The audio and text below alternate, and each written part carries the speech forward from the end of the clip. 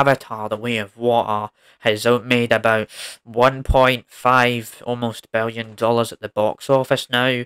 And there was these people saying, oh, it's gonna flop because it won't have the same cultural impact. Like I said in my review of Avatar: The Way of Water, it won't have the same cultural impact as it used to have.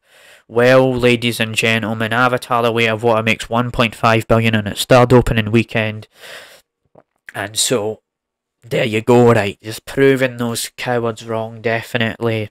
But we'll have to see if Avatar: The Way of Water was as good upon a second viewing, because upon a first viewing, I rewatched Avatar. Oh my god, why did I do that? Right, I rewatched Avatar: The Way of Water. Right, I rewatched Avatar, I should say.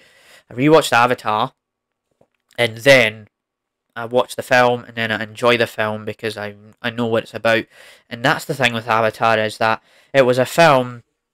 It was a film that you needed to rewatch the original just to get the full scope of what's going on in the second film.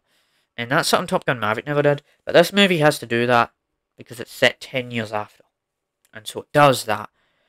But it is good that it is trailbait. It is lighting up the box office and stuff like that.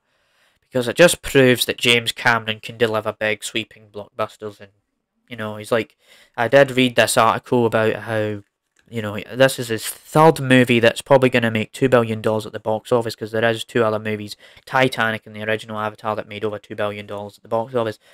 And I wasn't really that big on Titanic, and I don't think I've mentioned this on the show before, but I'm not really into Titanic. Right, as this movie is based on that tragedy about how the ship crashes into an iceberg and all like that, but I never really got into it myself. It's a 3 hour and 20 odd minute movie, but I never got into it at all. It wasn't a movie that I recall enjoying.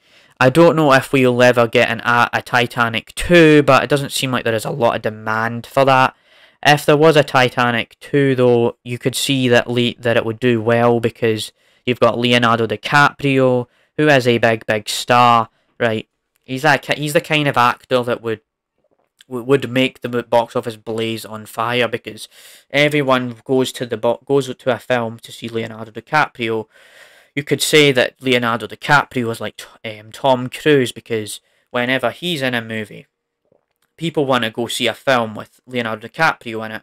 And that was the good thing about Tarantino, because he said that Marvel characters, right? People who play Marvel characters are not superstars anymore, or there's no real stars in those films, because you get Robert Downey Jr. and you get all these other actors, but you don't really know the other actors that much, or you just don't go to the movies for those actors, you know what I mean?